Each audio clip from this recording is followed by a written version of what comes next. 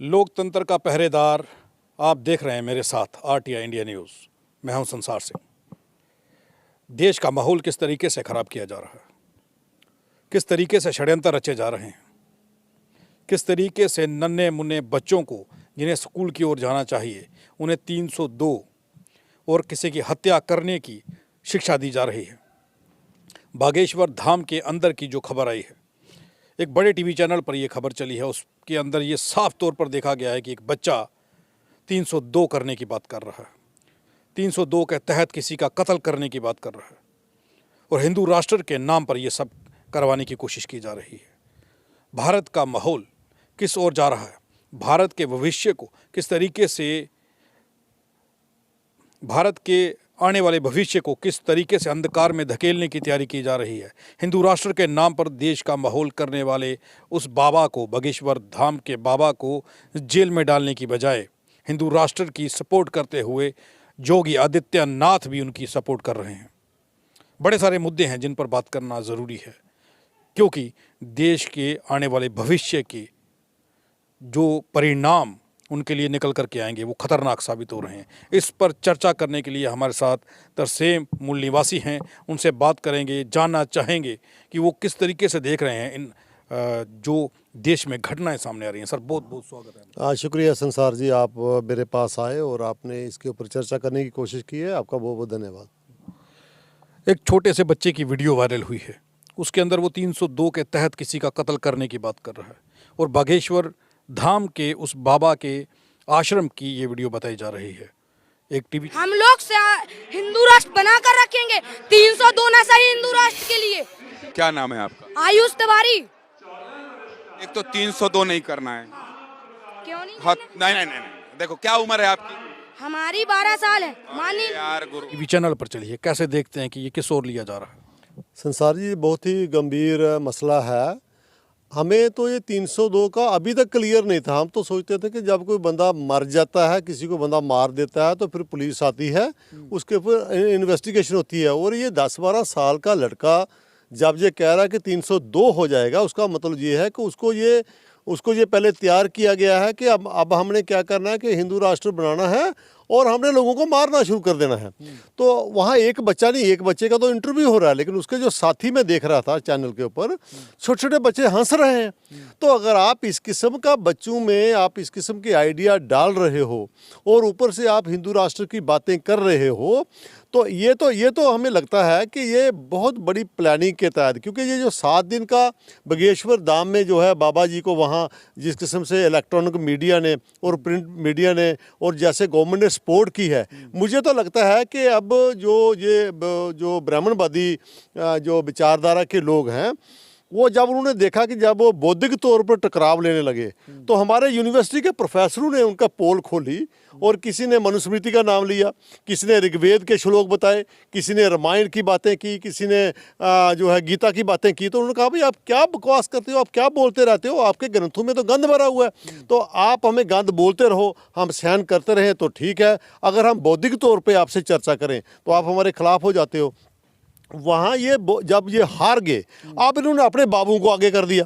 अब गवर्नमेंट की सपोर्ट ना हो कि ये कैसे पॉसिबल है कि बड़े बड़े चैनल जो हैं सुबह से शाम तक उसको दिखाते हैं, रात को टीवी के ऊपर बैठो और वहाँ पे जो एंकर हैं, जो बिका हुआ मीडिया जो है, जो सरकार ने सारा ऑलमोस्ट 90% मीडिया जैसे करता है, तो उसमें जो एंकर है वो एक पार्टी बन जाता है और वो ये कहता है अगर जो बाबा बागेश्वर है, अगर वो मांग ही तो कर रहा है ना हिंदू राष्ट्र की, और क्या कर रहा है, तो वो ये इसको लेजिटिमाइट करना चाहते हैं कि अब बाबे जो हैं, जो धार्मिक जो लोग हैं जिनका काम था सद्भाव फैलाना, इक्वलिटी के बेस पर लोगों को, देश को मजबूत करना, कितने लोगों ने कुर्बानी दी है। आज भगत सिंह की कुर्बानियाँ कहाँ याद आ रही हैं? अगर आप इंडिया गेट पर नाम देखो, आज वो कौन पढ़ रहा है? ये बाबों को आगे करके हिंदू राष्ट्र बनाने की कोशिश की जा रही है और जो बच्चों के अंदर जहर घोला जा रहा है। मैं ये समझता हूँ कि आने वाले वक्त में अगर इसके ऊपर एक्शन नहीं लिया, अगर प्रॉम्प्टली इसको प्रीएम्प्ट नहीं किया गया, एक्शन नहीं लिया गया, तो ये हो सकता है ये जो 24 का ये जो माहौल बना रहे हैं इसमें बड़े पैमाने पर दंगे फसाद जो हैं वो हो सकते हैं। मुझे याद आ रहा है संसार जी, आज से 10-15 साल पहले तगोड़िया एक विश्व हिंदू परिषद का लीडर होता था, तो वो छोटे छोटे त्रिशूल बच्चों में बांटते थे। वही बच्चे आज बड़े होके जो है वो आज विजिलेंट बने हुए हैं, आज वो कम्युनल बेस पे लोगों को मार रहे हैं, और ये दूसरी पीढ़ी जो है बच्चों की ये बाबाओं के जरिए दोबारा तैयार की जा रही है। तो प्लान जो है वो इन्होंने बना के जो रखा हुआ है। लेकिन इससे मैं एक बात और आपको बताता हूँ, इसे जो नया ट्रेंड हमें नजर आ रहा है वो ये है कि जो मेजॉरिटी SC ST OBC के लोग जो हैं, पहले जो सोचते थे शायद मुसलमानों को ही कवर करना है या उसको ही काउंटर करना है, मुसलमानों को ही मारेंगे, लेकिन अब जो मेजॉरिटी के लोग हैं वो इसके ऊपर बोल रहे हैं। उनको बेशक कवरेज नहीं मिल रहा। आप जैसे लोग जो हैं RTA जो आपका चैनल के माध्यम से कुछ लोग जो हमने देखा, आपने जो कवर किया, हम जम्मू कश्मीर में भी बैकवर्ड क्लास के लोग, इवन माइनॉरिटी के लोग जो हैं वो इस कंसेंसस पहुंच रहे हैं कि हम भारत के मूल निवासी लोग, हम भारत को कोई नुकसान नहीं होने देंगे। जो लोग ऐसा काम कर रहे हैं उनको वो आइडियोलॉजी के बेस पर या उनको लोग सेमिनार के माध्यम से काउंटर करने की कोशिश कर रहे हैं, लेकिन ये इसके ऊपर गवर्नमेंट जो एक्शन नहीं ले रही है, बाबों को जो खुला छोड़ा हुआ है। आज छोटी जैसी को बंदा बात बोलता है, उसके घर में ED चली जाती है, उसके घर में CBI चली जाती है। वो ये बाबा जो है खुले आम कह रहा है, ये नहीं कि चोरी कर रहा है। उसके सपोर्टर भी टीवी के ऊपर भी वहाँ जाके लोग, प्रेजेंट भी वहाँ जो CM है उसकी सपोर्ट है, वहाँ होम मिनिस्ट्री की सपोर्ट होगी। अदरवाइज इतने लोगों को पूरा हफ्ता वहाँ उनको खाना खिलाना, उनको रात का इंतजाम करना क्यों छोटी मोटी बात नहीं है। मेरी तो यही अपील रहेगी अपने समाज से कि आपको अब आपको इसके ऊपर ज़रूर चिंतन मंथन करना होगा, और आपको तैयार भी रहना होगा कि अगर ऐसी बात कोई करने की नौबत आती है तो हम अपने संविधान के मुताबिक जो हमें हक अधिकार दिए गए हैं, संविधान को बचाना है। बड़ी कुर्बानी के बाद अंग्रेज भी हमें जो है वो इतना बड़ा संविधान नहीं दे पा रहे थे। अगर बाबा साहब डॉक्टर अम्बेडकर एक स्टैंड नहीं लेता तो ये उससे जो लोगों में भारत जो है मजबूत हुआ। भारत में अलग अलग किस्म के लोग जो हैं, अगर वो, मैं कई बार सोचता हूँ संसार जी, अगर बाबा साहब डॉक्टर अम्बेडकर ने अपने लोगों को कॉन्स्टिट्यूशनल मेथड के ऊपर चलने के लिए प्रेरित नहीं किया होता, अगर लोगों को कहा होता, ये कहा होता कि भाई आप वायलेंस कर लो, आपको कुछ नहीं मिला है हज़ारों सालों से, तो पता नहीं भारत की तस्वीर क्या होती। लेकिन बाबा साहब ने अपने लोगों को समझाया, नो भाई यहाँ कॉन्स्टिट्यूशनल मेथड अवेलेबल है, आपको जो है एजुकेशन लेनी है, आपको यूनाइट होना है, और आपको क्या ऐसी व्यवस्था बनानी है जहाँ सारे लोग आसानी से रहें। अगर बाबा साहब ने हमें ये नहीं बताया होता तो शायद मैं एजुकेशन लेके जो पीसफुली जो है रेवोल्यूशन की तरफ या पीसफुली चेंज की तरफ नहीं जाता। तो ये क्रेडिट जाता है बाबा साहब को कि करोड़ों करोड़ों लोग जो हैं SC OBC के लोग जो हैं, जिनकी आबादी जो है 70-80% है, माइनॉरिटी की ओर 90% जाती है, ये लोग आज भी सफ़र करने के बावजूद भी पीसफुल मेथड की तरफ जा रहे हैं। और इनके बाबे जो हैं वो जो वहाँ जाके लोगों को इकट्ठा कर रहे हैं, मारने की और धमकाने की और हिंदू राष्ट्र की बातें कर रहे हैं। सुप्रीम कोर्ट बोलता है हिंदू धर्म नहीं है, इनके RSS के प्रचारक बोलते हैं ये जीवन पद्धति है। तो अगर ये धर्म नहीं है, इनके बताओ जीवन पद्धति है, तो क्या जीवन पद्धति में 10-12 साल के बच्चों को ये बताना है कि हमने 302 करना है, इसलिए हिंदू राष्ट्र बनाना चाहते हो आप? तो ये हिंदू राष्ट्र बना के फिर क्या लोगों को आप मारोगे? ये तो कतई लोग बनने नहीं देंगे, ये इनका सपना अधूरा जो है वो रह जाएगा। तो मैं ये जानना चाहता हूँ तरसीम जी, हिंदू राष्ट्र की तस्वीर क्या होगी? आप कैसे देखते हैं अगर हिंदू राष्ट्र की जिस तरीके से मांग उठ रही है? अब 2 हिस्सों में देश बांटा जा रहा है, एक तरफ SC ST OBC समाज है, दूसरी ओर स्वर्ण समाज के कुछ लोग हैं जो हिंदू राष्ट्र की मांग कर रहे हैं। अगर 2024 से पहले की जो तस्वीर देश की है, इलेक्शन से पहले, क्या तस्वीर देखते हैं, क्या तस्वीर क्या होगी? देखो, जो इनका हिंदू राष्ट्र का जो मतलब है वो तो सीधा लगता है कि जब हिंदू राष्ट्र भारत में हिंदू मजबूत था, उस वक्त जो SC ST OBC के लोग हैं वो सिर्फ इनके घरों में या इनकी ज़मीनों में बगैर कुछ लिए काम करते थे।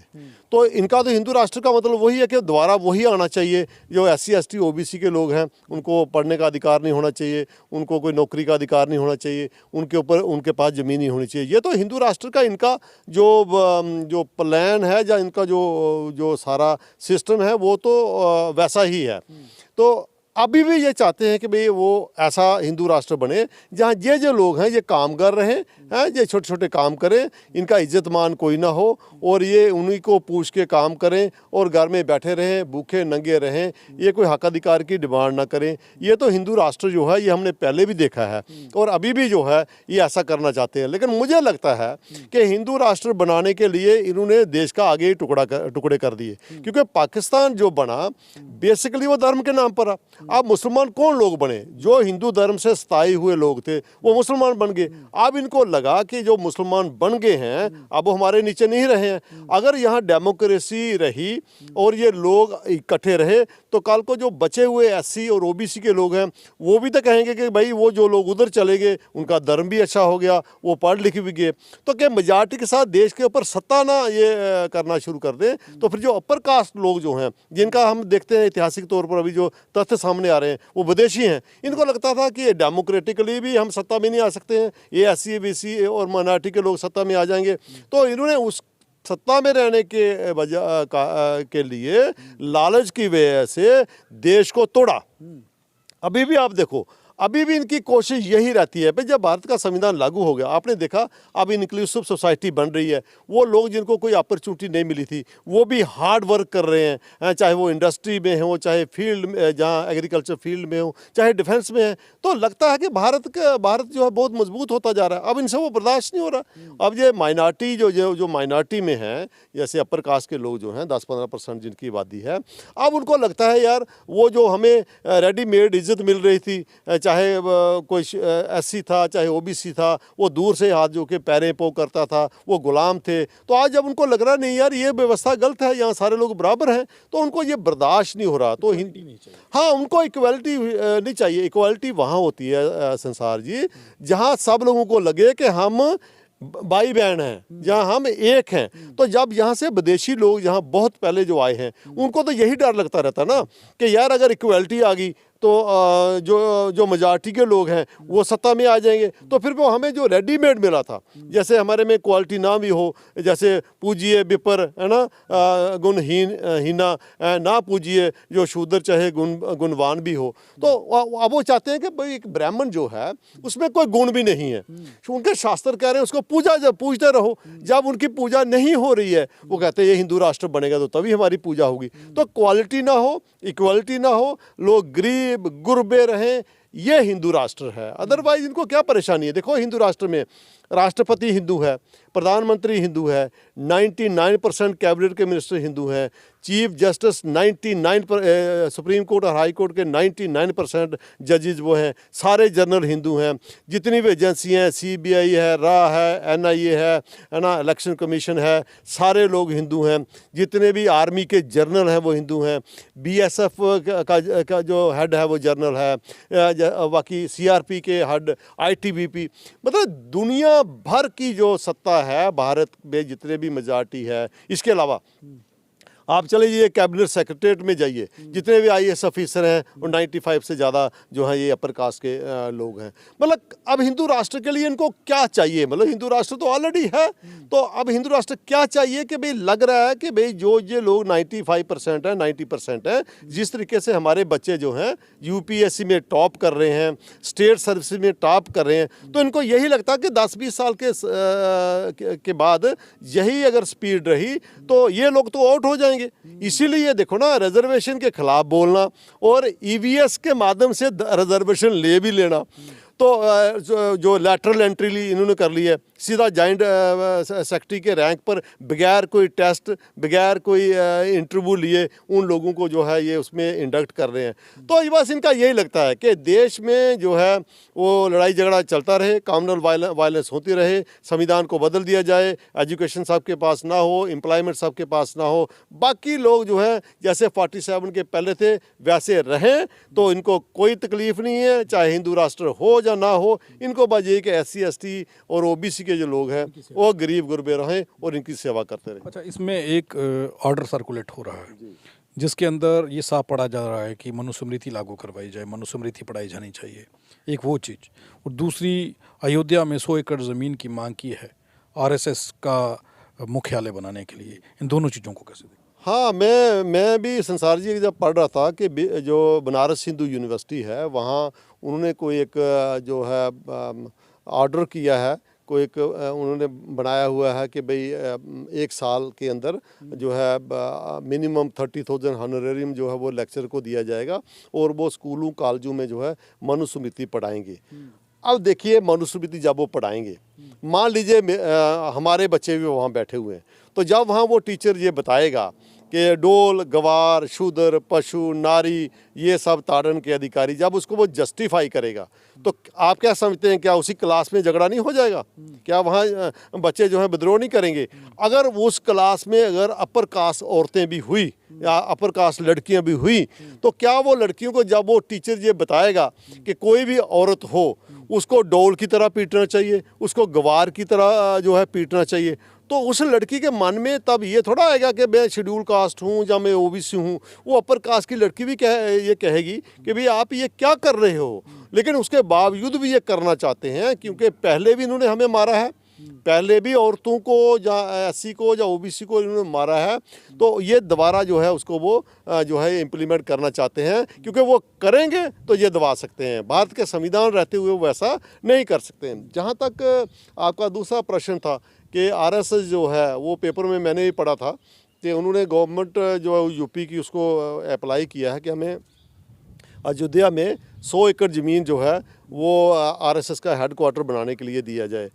अब इसके पीछे मुझे जो लग रहा है कि आरएसएस जो है जहां उसका हेडक्वार्टर है, पहले तो उन्होंने हेडक्वार्टर बनाया था क्योंकि नागपुर जो जगह है उसमें तो नाग जाति के लोग जो हैं बड़े लड़ाकू लोग हैं, महार लोग बड़े लड़ाकू लोग हैं, और तब तो वो बाबा साहब का काउंटर भी वहाँ करना चाहते थे क्योंकि बाबा साहब वहाँ से मूवमेंटें चला रहे थे, लोगों को इकट्ठा कर रहे थे। उनके अंदर वो उन्होंने ये जज्बा जो है सेल्फ रिस्पेक्ट का भरा था कि हम यहाँ के मूल हैं, हम नाग जाति के लोग हैं, ये भारत जो है हमारा है। तो वो इन्होंने उसको काउंटर करने के लिए वहाँ पहले भी 1925 में हेडक्वार्टर बना लिया, लेकिन इनको नुकसान क्या हुआ कि हेडक्वार्टर बना के काफ़ी देर मूवमेंट तो चलाते रहे, लेकिन जो नागपुर का हेडक्वार्टर है उसके इर्द गिर्द मोर देन 80% लोग जो हैं वो एससी और ओबीसी के हैं। तो जो उनका साथ देते थे वहाँ, पहले तो उनका साथ देते थे हिंदू हिंदू करके, जब उनको पता चला कि ये तो हमारे खिलाफ काम करते हैं, अब जब वो स्पोर्ट बेस कम हुआ और अभी पीछे अक्टूबर के महीने में वहाँ वाम साहब की ऑर्गेनाइजेशन ने जब वहाँ 3-4 लाख लोग इकट्ठा करके वहाँ गए तो वहाँ एक मैसेज गया है कि आरएसएस हेडक्वार्टर सेफ नहीं है, वहाँ उसके गिर्द ओबीसी के लोग और एससी के लोग मेजॉरिटी में रहते हैं। तो जो ये एक कॉल करते थे भाई उनकी सपोर्ट में लोग आते वहाँ नागपुर में, अब वो नहीं आएंगे, अब वो इनसिक्योर फील कर रहे हैं। इनसिक्योर फील होने की वजह से, क्योंकि उन्हें जब बाबरी मस्जिद का जो केस जो है जो जब सुप्रीम कोर्ट से उनको राम मंदिर बनाने का जो है जब वहाँ पे उनको फैसला आया, अब उनको ये अपॉर्चुनिटी लगी, एक तो यहाँ बहुत बड़ा मंदिर बन जाएगा, वहाँ पैसा भी काफ़ी इकट्ठा होगा और साथ में आरएसएस का हेडक्वार्टर भी बन जाए, तो वो उस राम के मंदिर को कंट्रोल करेंगे, वहाँ से डायरेक्ट पैसा भी आएगा और वहाँ से एक साइड काशी एक साइड बनारस, ये जो वो सर्किट बना रहे हैं टूरिज़्म का, वहाँ एक तो ये सुरक्षित रहना चाहते हैं, वहाँ अपने लोगों को बसा के वहाँ से अब ये मूवमेंट चलाना चाहते हैं। लेकिन मुझे लगता है कि क्योंकि जो बाबरी मस्जिद और राम मंदिर का जो डिसीज़न हुआ है उसमें मैंने लास्ट में एक पैरा पढ़ा था, वहाँ जज साहिबान ने ये कहा है कि यहाँ पे कोई ऐसा प्रूफ तो हमें नहीं मिला कि यहाँ राम का मंदिर है, ऐसा प्रूफ कोई मिला नहीं। आर्कियोलॉजिकल सर्वे ऑफ इंडिया की जो खुदाई हुई है वो इलाहाबाद हाई कोर्ट का जो डिसीजन है उसमें उन्होंने कहा कि यहाँ बुद्धिस्ट स्तूप मिले हैं, तो हिस्टोरिकली वो नहीं मिला, लेकिन एनी हो चलो जजमेंट आई है, अब उनको वो जगह मिली है। लेकिन अंदर से डर तो रहता है कि वो साकेत था, है ना, ये जो अयोध्या है ये साकेत नगरी है, वहाँ बुद्धिज़्म का टेंपल था, उसको पहले मुगलों ने गिराया और उसको गिराने के बाद जो है वहाँ पे उन्होंने मस्जिद बनाई। तो मस्जिद बनाई थी लेकिन वो बुद्ध का मंदिर, जिसको आप कह लीजिए बुद्ध विहार था, जिसको तोड़ के बनाया। आप जितना मर्जी हेडक्वार्टर चेंज कर लें, ये कहाँ हेडक्वार्टर बनाएंगे, सिर्फ जागृति की ज़रूरत है। मुझे लगता है संसार जी, जिस तरीके से मैं यूपी, बिहार और मध्य प्रदेश के प्रोफेसर, यूनिवर्सिटियों के और इंटेलेक्चुअल लोग जिस तरीके से, पॉलिटिकल लीडर जिस तरीके से इनको चैलेंज कर रहे हैं, ये हेडक्वार्टर मुझे लगता है कि वहाँ भी कामयाब नहीं होगा। अब इनको जो है या तो अपने आप को बदलना पड़ेगा, चुप करके बैठ जाओ और वहाँ पे इक्वालिटी का, भारत के संविधान को मानो, वहाँ जो उसके प्रोविज़न उसको लागू करो, देश को बचाओ। देश में जिस तरीके की आप कर रहे हो, जैसे देखो ये आपने वो लड़के का बात सुनी, मुझे अगर हमारे लोग अपने बच्चों को कहना शुरू कर दें कि यहाँ भी जो ये बाबे मिलते हैं, आप बाबू की पिटाई करना शुरू कर दो, तो ये जो 75-80% लोग हैं, जब इनके पिटाई की बात इनके मन में आई तो ये बाबे कहाँ जाएंगे? तो इनको ये लगता नहीं कि इसे काउंटर प्रोडक्टिव भी हो सकता है। लेकिन मैंने आपको पहले ये कह दिया, क्योंकि हमारे जितने भी संत हुए हैं, जितने भी महापुरुष हुए हैं, चाहे वो पॉलिटिकल लीडर हुए हैं, चाहे वो सोशल लीडर हुए हैं, आज तक आप बताओ किसी हमारे नेता ने, किसी हमारे बाबा ने, किसी हमारे संत ने, किसी हमारे गुरु ने कभी ऐसे कहा हो बच्चों को कि आप किसी को मारो? तो ये हमारी जो पीढ़ी दर पीढ़ी है, उसमें एक बात है कि हम पीसफुली जो है वो काम करना चाहते हैं। तो अब अगर ये मारने की कोशिश करेंगे तो विवेकानंद की बात याद कर लो। विवेकानंद ने शिकागो में कहा था, उन्होंने कहा था, ब्राह्मणों स्पेशल कहा था, हे ब्राह्मणों, इन शूद्रों को खुद पढ़ाओ। अगर आप पढ़ाओगे तो ये क्या करेंगे, सोचेंगे कि नहीं हमें पढ़ने से थोड़ा रिस्पेक्ट मिलेगी, हम प्रोग्रेस कर सकते हैं। अगर आपने इनको नहीं ना पढ़ाया, ये खुद पढ़ेंगे, आपको फूंक मार के उड़ा देंगे। अब इन्होंने हमें पढ़ाया नहीं, पढ़ाया हमें डॉक्टर अम्बेडकर की वजह से। अब हमें अकल आने लगी, हमारे लोगों को अकल आने लगी, अभी ये प्रवोक कर रहे हैं। तो मेरी तो यही रहेगी कि अपने बच्चों को भी और बाकी भारत के जितने भी लोग हैं उनको ये शिक्षा मत दे दो कि 302 करेंगे। किसी के घर का बच्चा 302 कर रहा है, कल को उसको ही किसी ने कुछ कर दिया तो वो कसूर तो बाबू का होगा ना, उस माँ बाप का क्या कसूर है? तो ये तो नहीं ना होना चाहिए। हम तो बोलते थे मुसलमान जो हैं ये इनके ऊपर इल्ज़ाम लगाते थे कि वो वायलेंस करते हैं, ये अपने बच्चों को त्रिशूल बांट रहे हैं, ये अपने बच्चों को बाबों के जरिए जहर फैला रहे हैं। तो ये क्या समझेंगे कि अगर वो ऐसा हुआ तो उसमें नुकसान तो उसी का होगा जिनकी आबादी कम है। लेकिन फिर भी संसार जी, मुझे पूरा भरोसा है भारत के जितने भी इंटेलेक्चुअल हैं, वो चाहे किसी भी कास्ट से हों, लेकिन at the end of the day उनको ये लग रहा है कि ये जो बाबे कर रहे हैं ये अल्टीमेटली उन्हीं को नुकसान करने वाले हैं। तो इस देश को आप हिंदू राष्ट्र, इसको क्रिश्चियन राष्ट्र, इसको मुस्लिम देश कहने के बजाय इसको एक हम सेकुलर कंट्री कहें, जहाँ सारे लोग हैं जो हैं अपने धर्म में विश्वास रखते हैं, वो धर्म के मुताबिक चलें, सब लोगों को प्रोग्रेस करने का मौका मिले, तभी देश जो है वो तरक्की कर पाएगा। और इन बाबों के ऊपर अंकुश लगना चाहिए।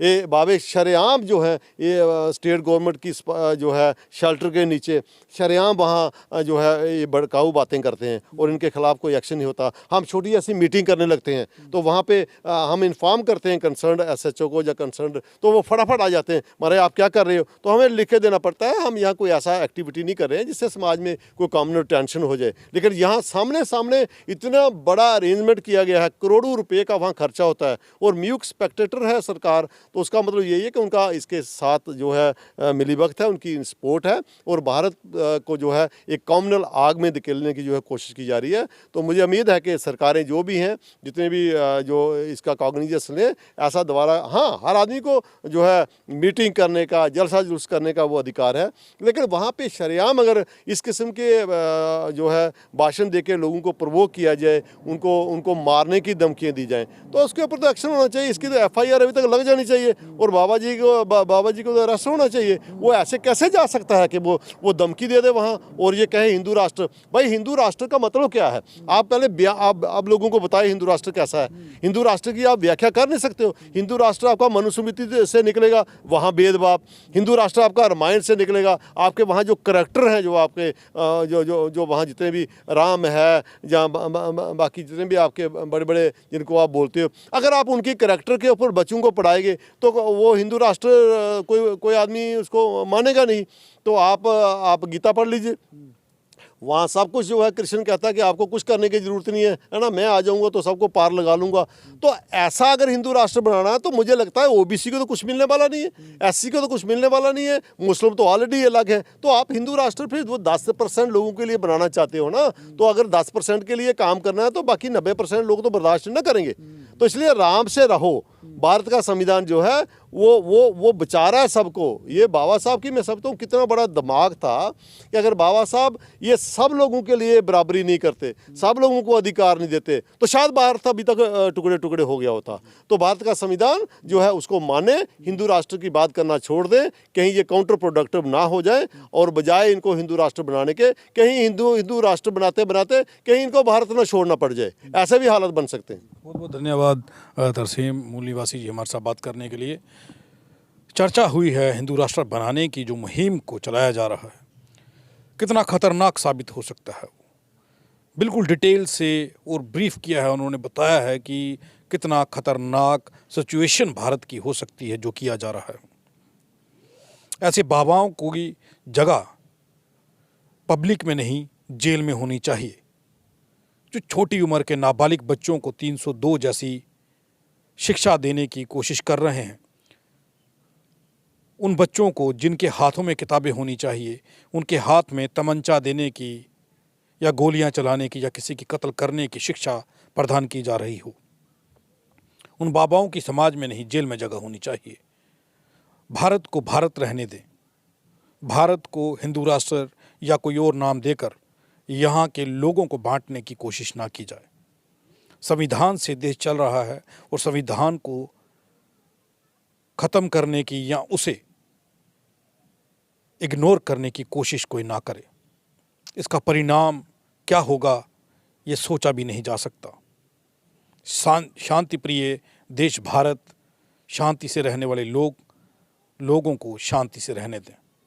देश का माहौल ना खराब करें, और सरकार को चाहिए कि जो लोग देश का माहौल खराब करने की कोशिश कर रहे हैं, जो देश के अंदर जातिवाद को दोबारा से खड़ा करने की कोशिश कर रहे हैं हिंदू राष्ट्र के नाम पर, उनको जल्द से जल्द जेल में डालें ताकि भारत का माहौल खराब ना हो। आप देखते रहें आरटीआई इंडिया न्यूज़, लोकतंत्र का पहरेदार, ताकि आप तक पहुंचा सकें हम धरातल से जुड़ी हुई वो खबरें जो आप तक नहीं पहुंच रही।